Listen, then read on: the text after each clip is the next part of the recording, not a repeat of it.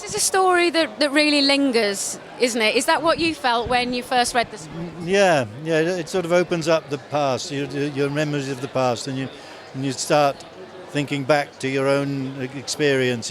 Because I'm exactly the same age as Tony Webster, who I play, and then as I same sort of cultural background and, and all boys school, and I mean I knew where he was coming from. I recognised him, and so doing the film it made me think back to a lot of those times, and I think it'll get a lot of the audience thinking back to their school days and what happened to them and how they behaved, how irresponsible they were, how their friends were irresponsible. It's all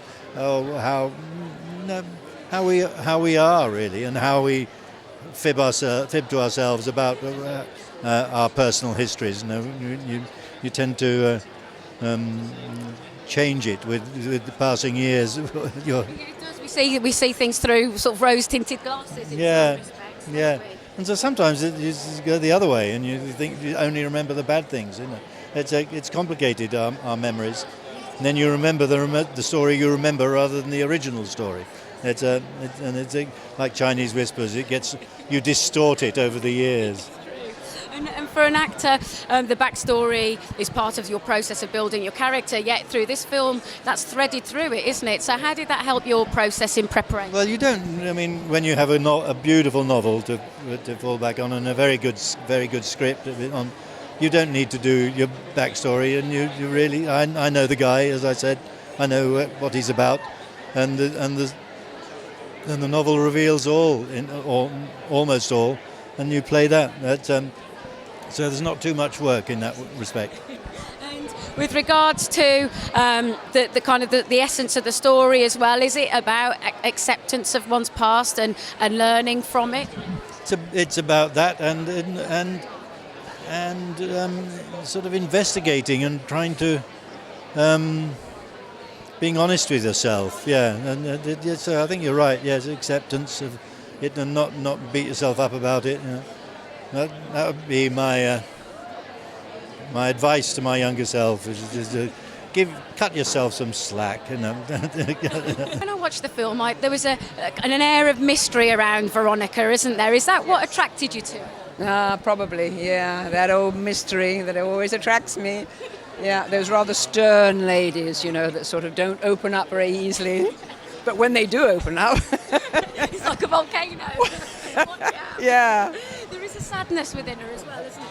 Yeah, because it's when you understand what has happened also in her life, and what she has to take on, has had to take on, the responsibilities of people's acts, which change your life, which change the course of your life. And so the story of Julian's story is very much about that, is the intertwining of all these different destinies. Yeah. I think what was wonderful as well when I watched the film was just how believable all the characters are and relatable. Was that something else that resonated with you when you read the script? Yeah. I read the book first. I'd read it before. Then I read Ritesh's script. Then I read the book again. Then when we were working on the script and I was thinking about doing it, there was something very...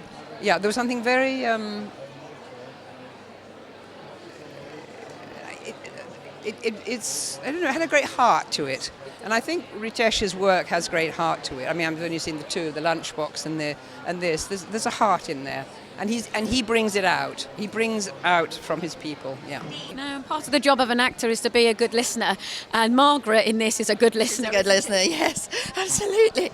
Actually, it's one of the great acting exercises is to see whether you can just listen, even though you've heard it 6 times that day.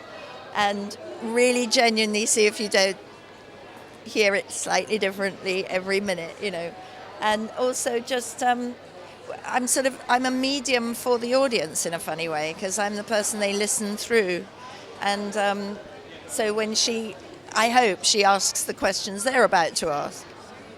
And I think what I took from your character as well is actually through that marriage she put up with a lot because he was kind of absent. He was there but absent. Exactly. I think that's you've put your finger on it, because it must have been quite sad for her to find out too late that this man could have been different, and that he had quite a tender romantic heart, that he obviously ran to her as a sort of on the rebound, and so he's cast her as the sort of down to earth. She's not going to get mysterious or romantic, which is in some way imprisoning her in the label that she's not allowed to be remotely mysterious and romantic, and maybe she'd quite like to be. So, we pigeonhole one another, we use one another, and we're all bigger than all of that. Well, we hope we are. And that's a parallel with acting, where you only show this much of yourself, and there's a whole lot that you never show. There's a cheekiness about your character, isn't there, when we first see her? I love that. You're the first person who said there's a cheekiness about. She's very reserved, but I didn't get cheeky. I like that. There's a glint in her eye. There is a glint in her eye. Yes, she's got a lot of secrets, which is great because we don't necessarily find out what they are. It's kind of they're kept for her and for me. And when you first sort of read the story, what was it that first connected you to it? I just think it's such a brilliant story, and it touches on themes that are so hard-hitting, like, your own life and past and time passing and the way that we choose to remember our own lives. I think that's quite a deep subject to touch on. So that's really what resonated with me, and it's incredibly nostalgic, and I think it makes you nostalgic and question your own life, which is if a film or a book can do that successfully, I think it's really done a brilliant job. And you're playing the young Veronica juxtaposed to Charlotte Rampling, who's playing your older self. Did you work at all with each other to get the thread of your character? So we had a lot of conversation via email before we started filming, just to kind of give our own impressions on the character and on the film. And then during filming, she'd completed all her scenes by the time that I came in to start my own, which was very sad that I didn't get to see her on set. But we met up afterwards and had the most kind of wonderful. She's a wonderful, wonderful woman, and we have an amazing relationship. So in terms of like finding a thread for Veronica, I think the thing that's amazing as well of playing, with such a gap in between, is that she's become someone else when we see her in present day. So they're very much almost two different people. They have that kind of, exactly, the echo of personality, but there's context and a whole life that's been lived in between. When you originally read the script to direct it, what was it that attracted you to it most of all? Well, I read the novel first and I fell in love with it. And I tend to do my own writing, but when it came to me as an offer to direct, I really loved what Nick Payne had done with it. It was very ingenious, very brave adaptation, and then the novel, more than anything else, for me, has this sense of the toll that life takes on us, and then why we do this anyway. And I thought that Nick had been very ingenious in giving, Susie, who's played by Michelle Dockery, a baby that's delivered towards the end of the movie, because I hope that in some measure conveys why we do this anyway. And the movie talks about the toll, and I thought it was a very ingenious adaptation, and Nick was a wonderful collaborator. And Julian was wonderfully generous with his book, so it was a pleasure to work on it. And the story very much focuses on our history, on our personal history. So how important was it for you not to be overly sentimental with the film? Well, I don't know. It's always important not to do that because, it's always important to respect an audience. And I think the audience, the art can generate sentiments, but if it is going to be sentimental in and of itself, it's kind of not a really good thing. I think with the question you're really asking me is also about melodrama and how you avoid that in your work, and I think that's just a process of working with the actors and with your crew. And with regard to the actors, each and every performance is so believable and truthful and relatable. I think what's nice about what we see on screen, these people could be somebody that we all know. Sure. Is that something that was important for you to create as well, that there was characters that we could connect to and believe in? Absolutely, because I feel like the book is also about an ordinary person and how an ordinary person has a stuff of great literature in his life. And the ordinariness of it is very valuable.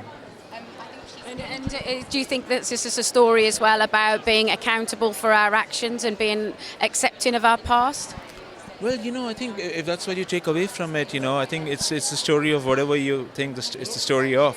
But I appreciate you saying that, definitely. But I hesitate to talk about what I was thinking of when I was making it, because now it's out there and it really belongs to people who watch it. For you, this story, what was it when you read the book originally that made you then want to adapt it into a film? Well, I mean, the book had, there's so many brilliant, universal themes, I suppose, about the past, recognising, what one's done in one's life. And I suppose it's just the way it was told was so kind of distinctive. I mean, Julian writes in such a brilliant way that kind of draws you in. Not an easy adaptation because it's very literary and it's very internal. So we had to really work with Nick, the screenwriter, to bring it out in a film. And he had very clever ways of telling the story between past and present that I suppose not in the book. But yeah, it was obviously a very successful book and one of those ones that we always thought could be a brilliant film. And is it the challenge of adapting such a successful book into a screenplay in a country that really doesn't have a big budget for financing film? Was that a big challenge? It was. I mean, we developed with the BBC Films, and we were lucky enough to get a partner in Film Nation who do bigger films. They just did Arrival, and they did Under the Skin. And so, I mean, they bought into, I guess, the adaptation. And then when Ritesh came on board, following the success of The Lunchbox, it felt like a very good sort of overall package. So yes, we were lucky enough to get a decent-sized budget to do it. Talking about decent-sized packages, the cast. I mean, what a package! Christmas came out. We were thrilled. I mean, Jim was really the top, the one and only choice for Tony. He kind of encapsulates everything that Julian wrote in that character. And then Charlotte's obviously, fantastic. And also finding the younger actors to mirror Jim and Charlotte both in looks and mannerisms was a challenge. But I think we did it right in the end. Yeah.